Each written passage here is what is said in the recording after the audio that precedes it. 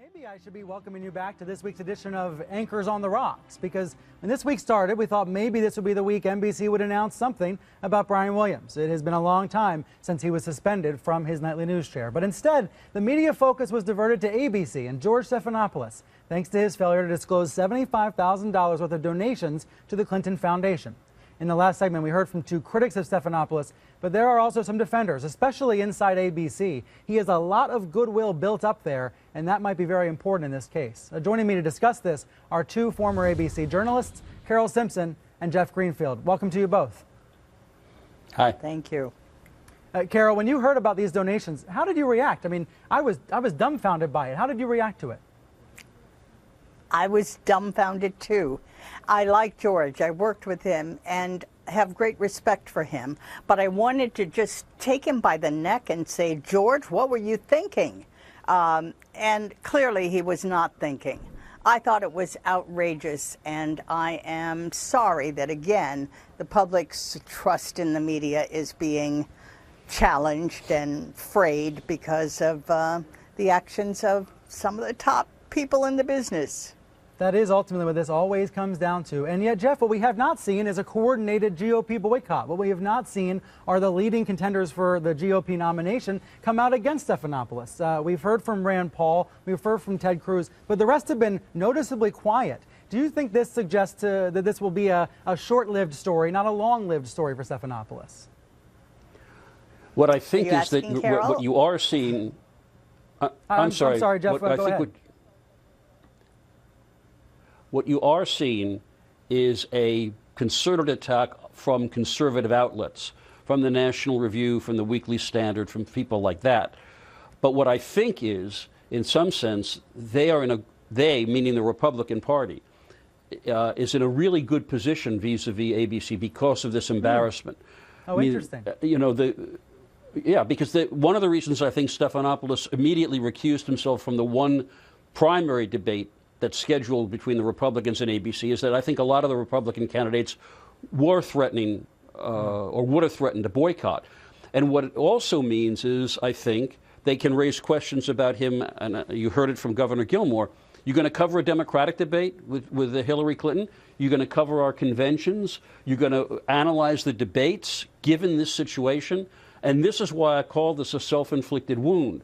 Yeah. ABC has said now, George Stephanopoulos can't moderate a Republican debate. Well, what else are they going to say he's not going to be able to do? Like Carol, I was completely dumbfounded, particularly in the interview with Schweizer. I couldn't believe as he was making the whole conversation about the foundation that it didn't occur to him to say, maybe I should disclose that I've given them a lot of money and participated in a lot of their events. It simply is an indication that very smart people can sometimes be very foolish. Carol, let me ask you about the behind-the-scenes machinations here, because when this was discovered by a conservative news site, the Washington Free Beacon, ABC apparently then went to Politico and leaked the information. Politico then broke the news. And then the Free Beacon pointed out that the PR person for George Stephanopoulos used to work at the Clinton White House. They didn't overlap, but she used to work for the Clinton White House, Heather Riley. She then worked at CNN, a bunch of other places, and is now at ABC. My full disclosure is that she helped me interview George Stephanopoulos for my book about morning TV. My big question here is this all an example of the troubling coziness that sometimes exists in this bubble of the media business? Well, you heard it talked about at the White House Correspondents' Dinner, where all of the politicians in Washington and so on gather with the reporters that cover them. Right. Yes, there's a coziness that George cannot escape the association. He was press secretary for President Clinton. That's pretty close. And while he did try to separate himself from his political background to become a journalist, he really is not a journalist. Yet, ABC has made him the face of ABC News, the chief anchor. And I think they're really caught in a quandary here. And one other thing I want to tell you, Brian, is that while ABC said this was an honest mistake, right, they don't feel that way. Secretly, they are hopping mad, I am sure, because the worst thing that could happen to a network and to its celebrities is to have bad publicity. So I don't know if he may be having a suspension within ABC. We don't know what is going on and what they're telling him. They have to put this face out for the public, but George may be in some hot water within ABC.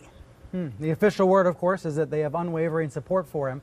I wonder if this is going to be a 4-day story for most people, but a forever story for people that want to use this against him, Republican commentators, for example, and others. Let me ask you this, Jeff, as well, before we go. We need to put on screen the corporate donations to the Clinton Foundation, because there's a lot of media companies that are on this list, including the parent company of CNN, Time Warner, and then the division CNN's in, Turner. We also see most of the other major media companies in the U.S. that have given big donations to the Clinton Foundation. As we roll through these on screen, Jeff, I just am curious if you think this is also a problem going forward for the media in general.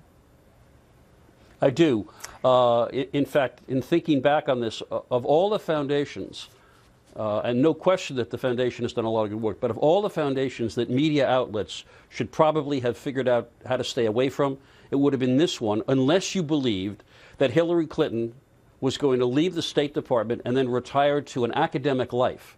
I mean, anyone who didn't realize that they were talking about a potential president of the United States. I have a 6-year-old grandson. I believe he knows Hillary Clinton is running for president.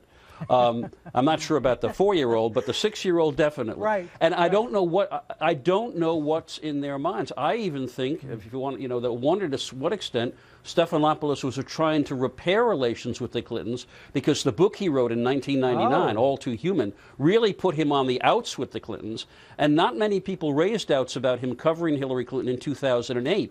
So I don't want to go into motivations now, but the idea of a big media company partnering with this kind of weird mix of charitable, political, and financial interest that I think Peter Schweizer's book demonstrates is really a problem. And the White House Correspondents' Dinner, which I am proud to say I have never attended and will only attend if I'm someday President of the United States, is a perfect example of what I'm talking about.